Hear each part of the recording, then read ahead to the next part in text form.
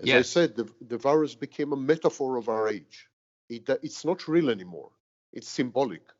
And people are not reacting to the virus per se, because you have countries with 200 sick people. And these countries are on lockdown and quarantine, and they have 11 million citizens.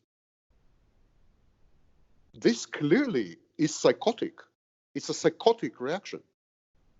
Psychosis is defined in my profession as losing touch with reality, abandoning the reality test, confusing internal objects and representations with external objects and reality.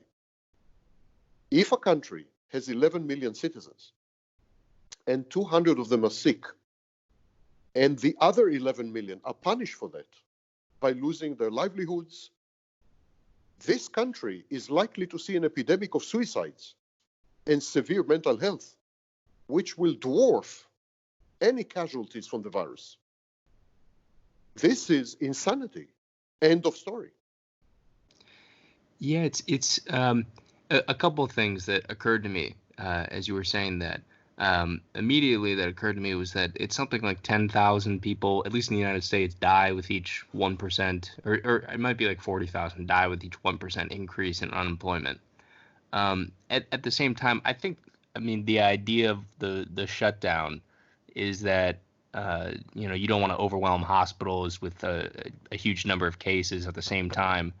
But it is interesting because I was just in India, and a lot of what you're talking about applies particularly to the West. Because when I was in India and the virus was this is pretty recently, like 2 weeks ago, and people were like, "Man, we've dealt with way worse than this." Like, people were not freaking out that much.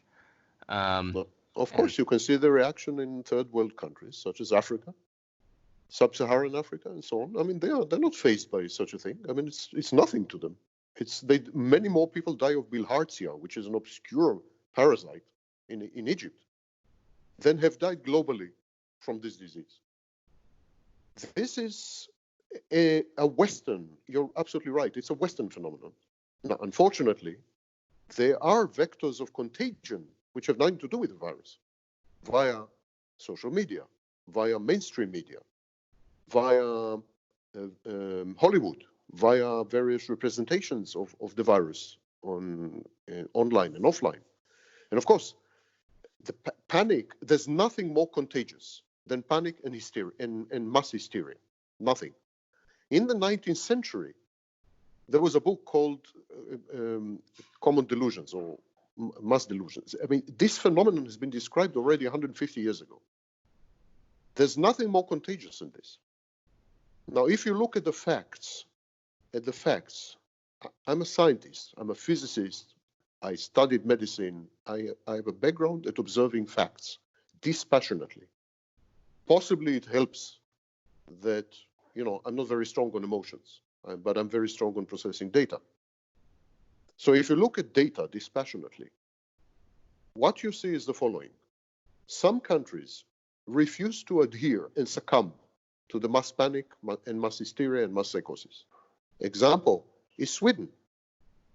Another example is Israel, which until very recently did not impose a quarantine. And of course, other examples are in Africa, where no country has a quarantine except South Africa. And mysteriously, in all these countries, the number of deaths is minimal.